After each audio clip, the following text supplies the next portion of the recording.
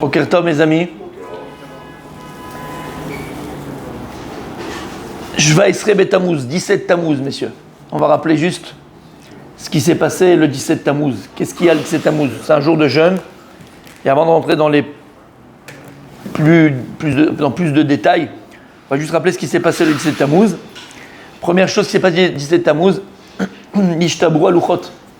Les Luchot, les tables de la loi ont été cassées. Puisque c'est là où Moshe Rabbeinu est descendu. Avec les tables de la loi, où Akadosh il lui a dit Lech eret kishechet amecha. Descends parce que ton peuple il s'est déjà écarté du droit chemin. Exactement, c'est le Vaudor. Et donc Moshe Rabbeinu va voir la joie que l'âme Israël met dans l'accomplissement du Vaudor, du Vaudor, oui. Et donc là, il va casser les tables de la loi, premièrement. C'est pas Tisha B'Av, le Vaudor, hein? Pas du tout. Tisha B'Av, c'est la leçon du temple, du deuxième temple et du premier. Ensuite, pas le Tisha B'Av, non. Ensuite, Bouta la Tamine, il a écrit Beit Rishon. Beit Rishon, le premier temple, lors du premier temple. Alors, on a arrêté d'amener le Korban Atami. Le Korban Atami, c'était le Korban qu'on amenait tous les jours. Et donc, c'était mamash, un Korban donc tellement important. Et malheureusement, il a été annulé à partir du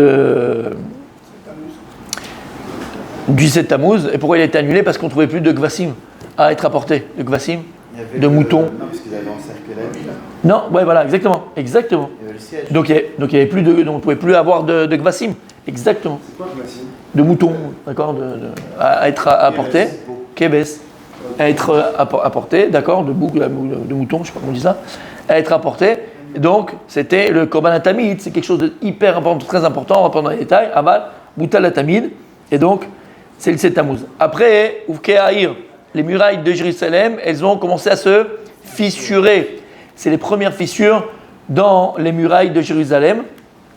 Et donc, qui va malheureusement après amener à la destruction du Beth Amikdash. Et aussi, c'est le Khorban qui va amener le Khorban Beit Sheni. Ensuite, on l'a lu dans des Tachanonim, Apostémos, il a brûlé la Torah. Ce Romain-là, il est arrivé et il a brûlé la Torah. Et donc, c'est un jour aussi, donc 17 Tammuz, qui était au Beth Amikdash.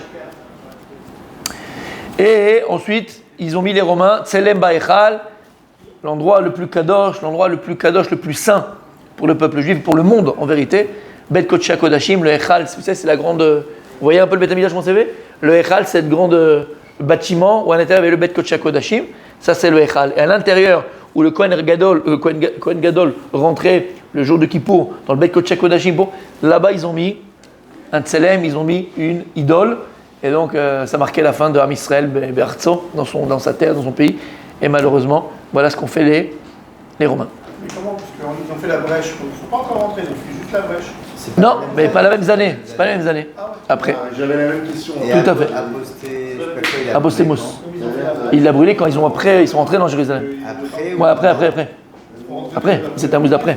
Donc c'est un an après. Ouais, à peu près, exactement. Après que les murailles ont été. En tout cas, messieurs, donc c'est un jour compliqué, on va dire, pour l'âme Israël. Et on rentre, comme on a expliqué, dans les 3 semaines. Ce qu'on appelle Ben Ametzarim. Ben Ametzarim, c'est Tsar. Tsar, c'est la difficulté. Tsarat, c'est une tragédie. D'accord? C'est une tragédie, c'est une difficulté, c'est une souffrance. Et on rentre dans ces 3 semaines jusqu'à Tisha B'Av, qui sont des semaines compliquées. Mais on va directement, moi je le dis Shabbat, je ne dis pas Shabbat, on est en train de préparer le cours de Shabbat. Magnifique, Chidush Hatzum encore. La Torah elle est trop belle, la vérité. Ça ne s'arrête pas, mais bon, au Hachem, c'est comme ça, c'est la Torah, mon fils. Je le dis maintenant, je répéterai Shabbat pour ceux qui ne sont pas là, mais. On l'aura oublié. Mais c'est ça que j'aime. Kol HaKavod, exactement. Et donc en fait, c'est vrai que ce sont des jours très très très compliqués pour Am Israël. Et dans l'histoire du peuple juif, de toute façon, ça a toujours été compliqué. Depuis, rappelez-vous le cours qu'on avait fait sur les Meraglim, sur les explorateurs, puisque tout a commencé par rapport aux explorateurs que Moshe Rabbeinu a envoyés. Ils sont partis au mois de Tammuz, d'accord, tout le mois de Tammuz, 40 jours. Ils sont revenus à Tisha B'Av. Ils ont dit Hachinara sur la terre d'Israël et on se l'est mangé. On l'a perdu la terre d'Israël. On a perdu quoi? On a perdu le Beth Amikdash. C'est pour ça qu'on a perdu la terre d'Israël. Donc il y avait le Beth Amikdash Kaya, on avait le temple qui était à Jérusalem. On n'avait peur de rien, on n'avait peur de personne. Là-bas, on était proche d'Akadosh Baruch Hu. Il y avait une protection, sans devoir se protéger, on était protégé par Hachem. En tout cas, sachez qu'on a donc ces 3 semaines. N'oubliez pas que finalement, et ça c'est la Nechama, c'est la consolation qu'on peut avoir et qu'on doit avoir, ces 3 semaines qui sont pour l'instant compliquées, mais qui vont arrêter très rapidement d'être compliquées, parce que ma chérie va arriver dans quelques instants, Bezrat Hashem. Ces jours-là deviendront les jours les plus joyeux pour le peuple juif. Pourquoi? Il disait Chachamim, on a 21 jours en fait de Tset Tammuz jusqu'à Tisha B'Av, et ces 21 jours correspondent aux 21 jours qu'on a de Rosh Hashanah jusqu'à Simchat Torah. Et on aura 21 jours de fête non-stop. Ça sera Chag non-stop jusqu'à le vrai Simchat Torah, le vrai Simcha, l'apothéose, qui sera Bezrat Hashem, le jour de Tisha B'Av. Le jour de Tisha B'Av. C'est pour ça que, chose qui est bizarre, on avait dit 1000 fois, ça menait en Shulchan Aruch, qu'à Tisha B'Av, on ne peut pas Tachanoun. Là, ou Nikra Moed, il a appelé fête. Fête. Le jour où le Beth Amikdash il a été détruit, tu me dis que c'est une fête, c'est un Moed. Parce que potentiellement, il est jour de fête. Potentiellement, il est jour de fête. Donc, Bezrat Hashem, que se réalise dans notre génération, de notre vivant, et cette année Bezrat Hashem, que ces 21 jours-là, du 17 Tammuz jusqu'à Tisha B'Av, se transforment en jour de joie pour tout l'âme Israël, Bezrat Hashem.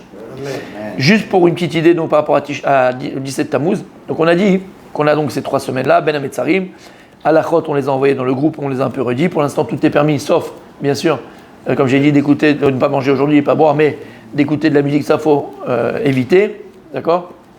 Parce que c'est des jours de tristesse, on est sur le Chorban Habayit. Mais l'idée, elle est comme ça, on avait ramené cette idée-là déjà, mais comme vous ne vous rappelez pas, c'est très très très bien, magnifique.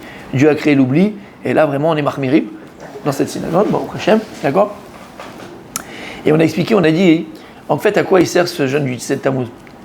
Alors je sais ce que tu vas me dire, Rabbi Abraham, Blainara, Béhémet, depuis que tu es revenu, je ne sais pas ce que tu as mangé là-bas en France, mais Béhémet, tu n'es pas le même. En tout cas, il a une super bonne question, Rabbi Abraham. Avant le 17 Tammuz, on a Avant le 17 Tammuz, on a Oh, je le dis, mais quel anava. On a le 10 Tevet. Et le 10 Tevet, c'est quoi? C'est le début du siège de Jérusalem. Le 10 Tevet, on jeûne sur quoi? Sur Jérusalem, d'accord? Ok. Mais en fait, à quoi? Voilà. À quoi il sert le 10 Tevet? À quoi il sert le 17 Tammuz? Et à quoi il sert, je sais pas. Si je ne connais pas l'histoire, Rabbi Michael, je ne connais pas l'histoire, je te dis ok. Et là, je connais l'histoire. Qu'est-ce qui s'est passé? Ça s'est terminé en queue de poisson. Oui ou non? Tisha B'Av, malheureusement, il est arrivé. Le Beth Amikdash a été détruit. Comme il est écrit là-bas dans Megillat Echa, celui qui veut Bémet. Un peu ressentir ce qui se passe aujourd'hui, Megillat Echa. La Gemara, là-bas, c'est ramené dans la Gemara, c'est dans Megillat Echa. C'était des torrents de sang à Jérusalem. Des torrents de sang. Tellement que les Romains, ils marchaient même Bezicham. Les Romains, ils égorgeaient comme ça à main levée. C'était comme des moutons, comme des poulets. Paf, paf, paf, paf. Des torrents de sang. Des fleuves de sang, c'était. C'était pas stam. Donc c'est arrivé malheureusement. Donc moi, entre guillemets, avec ma logique, je fais un jeûne, Tisha B'Av. À quoi sert faire le 10 Tevet? À quoi sert faire 17 Tammuz? À quoi ça sert? Ça sert à rien. Puisque de toute façon, Tisha B'Av, il est arrivé. Et donc voilà, c'est arrivé, le malheur, il est arrivé. Donc c'est ma speak. Tisha B'Av, c'est tous les malheurs.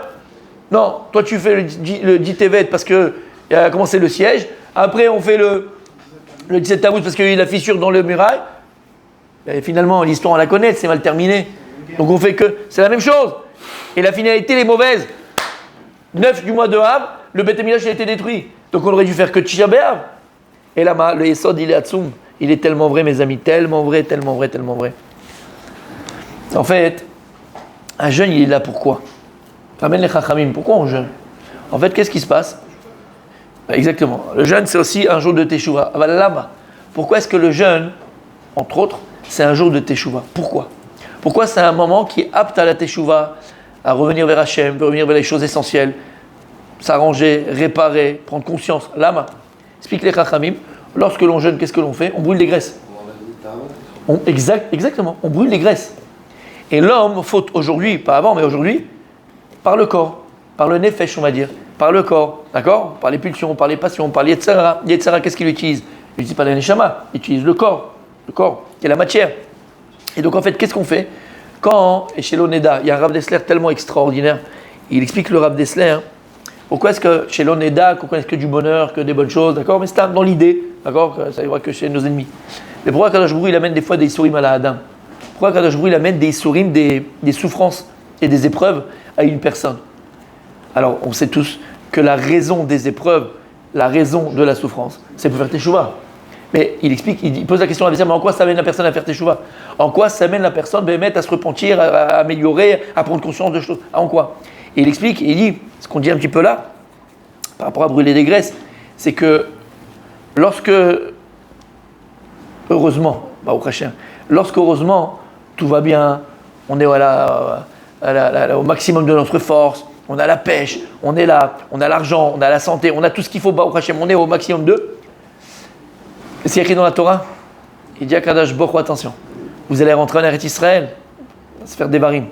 Vous allez rentrer en Eretz Israël, vous allez planter vos choux, vous allez dans votre terre, vous allez faire Pen Tishkar et Hashem Lokecha. Attention de ne pas oublier à Kadosh Baruch Hu, ton Dieu, et de dire Kochi Bot Semiadi Asalitacha Ilazé. C'est la force de mes mains qui m'a fait la guerre. Quelle guerre? La guerre que tu mènes dans tout. Dans ta parnassa, pour ton gagne-pain, pour tes enfants, pour tout, pour ta santé. Mais c'est normal. Je fais du sport, c'est normal. Je fais attention à ce que je mange, c'est normal. Donc en vérité, lorsqu'il y a une abondance, le premier danger qu'il peut avoir à l'abondance, c'est quoi? C'est l'oubli. On peut oublier qui? Celui qui te donne cette abondance-là. Celui qui te donne en cadeau cette abondance-là. Qui a Kadosh Baruch Hu? Tu oublies. Tu es au meilleur de ta forme et bien sûr, quand tu es au meilleur de ta forme, puisque le corps il est bari, Baruch Hashem, grâce à Dieu, mais le corps il est bari, le corps il est fort, le corps il est là, le corps il peut faire des péchés. Parce qu'il a la force de faire des péchés, il a la force de faire des avérotes, il a l'esprit de faire des avérotes, il a l'audace de faire des avérotes. Il est là le corps. Tu as compris ce que ça veut dire? Alors il dit Rav Dessler, l'ifamim akadosh baruch hu, l'ifamim pour que la personne fasse bémet teshuva. Et c'est quoi teshuva? C'est une conscience, c'est une prise de conscience. Akadosh baruch hu, il va mener les souris à la Adam, quelle qu'elle soit. N'importe quelle souffrance qu'il peut avoir, n'importe quelle épreuve qu'il peut avoir, ça casse le corps, ça casse l'esprit. Tu peux avoir une souffrance par rapport à ton couple, une souffrance par rapport à tes enfants, par rapport à ça, par rapport à la santé. Chez l'Oneda, Aval, qu'est-ce que ça fait? Ça casse. Et ça casse le corps. Et dit le Rav Dessler, lorsque le corps il est cassé, la personne elle est plus sujet à réfléchir, à penser. Pourquoi? Parce que ça va, comme tu as très très très bien dit mon taï, ça va atténuer ses tahavot, atténuer ses pulsions, ses passions, son yetzerara. Il n'a même pas le temps de jouer avec son yetzerara. Lama, parce qu'il est préoccupé, parce qu'il a des problèmes, parce qu'il a des souffrances, parce qu'il a des épreuves. Et donc c'est le seul, pas le seul moyen, mais c'est le seul moment entre guillemets, c'est un des derrière, un des chemins par lequel la personne, elle peut faire teshuva. Lama, parce que ça casse le corps. Le corps, il n'a plus l'élan de faire des avérotes. Alors la personne elle va réfléchir, la personne elle prend conscience, et la personne elle peut faire teshuva. Il dit c'est ça le tam des sourim, ça le tam des épreuves chas v'shalom.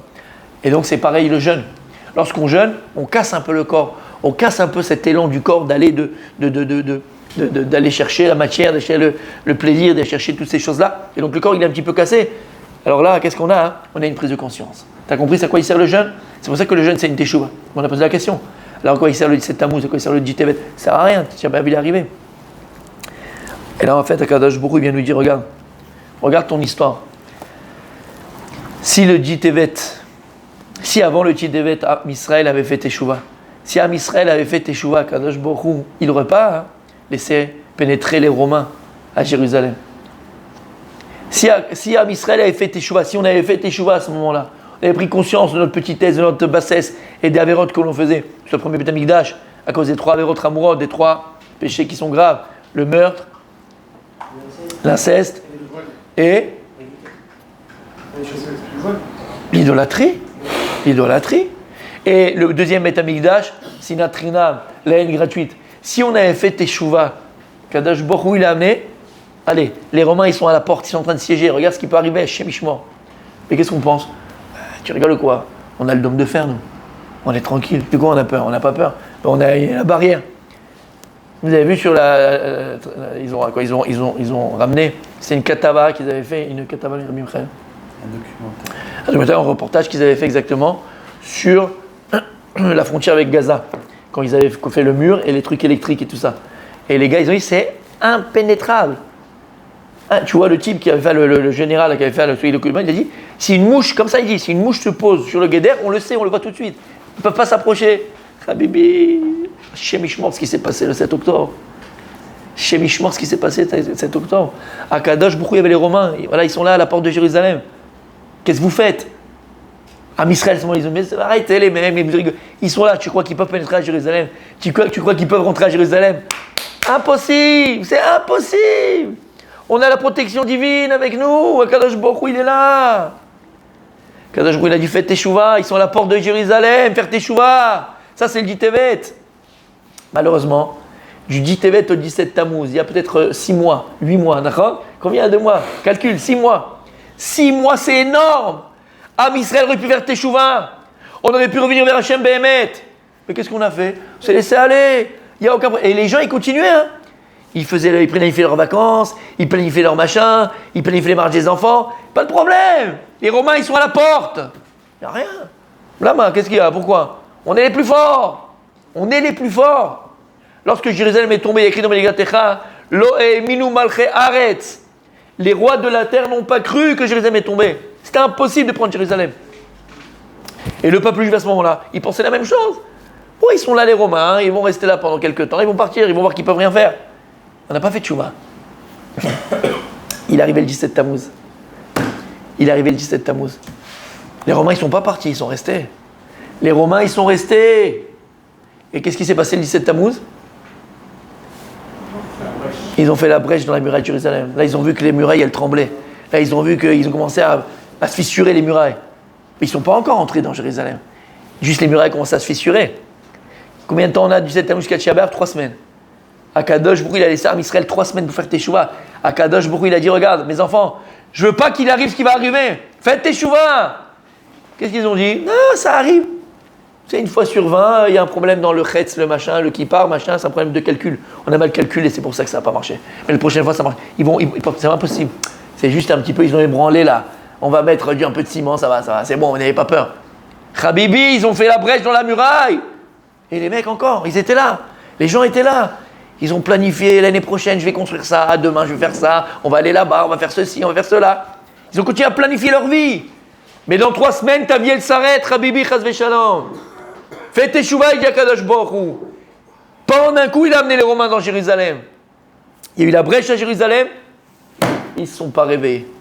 Et malheureusement, on connaît la fin de l'histoire. C'est quoi? C'est Tisha B'Av.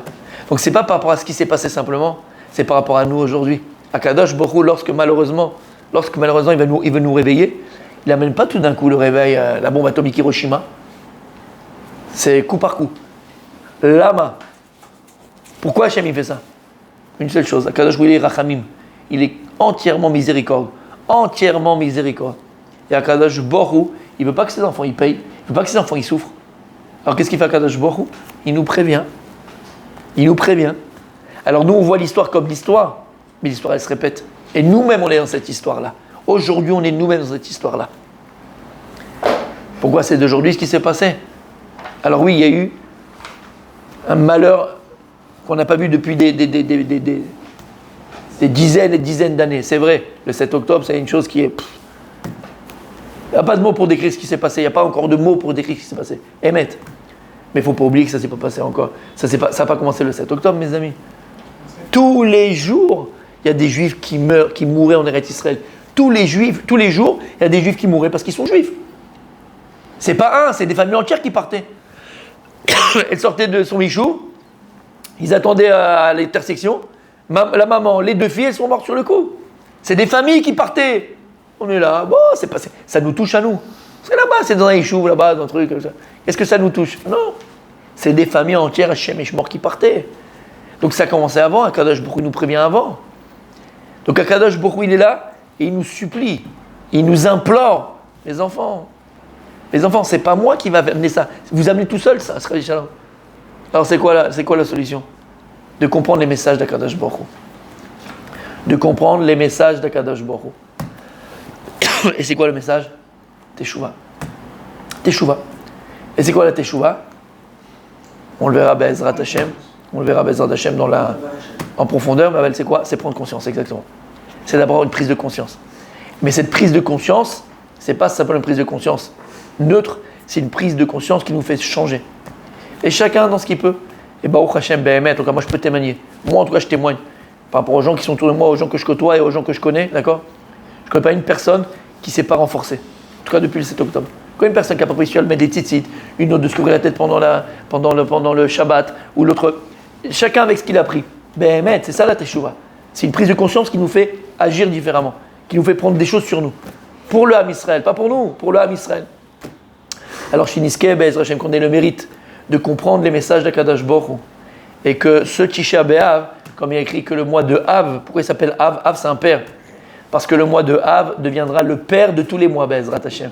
Ve'lama, comme Be'emet Akadosh Baruch Hu a créé le monde, et le monde a été créé au mois de Tishri. Enfin, il a fini d'être créé au mois de Tishri.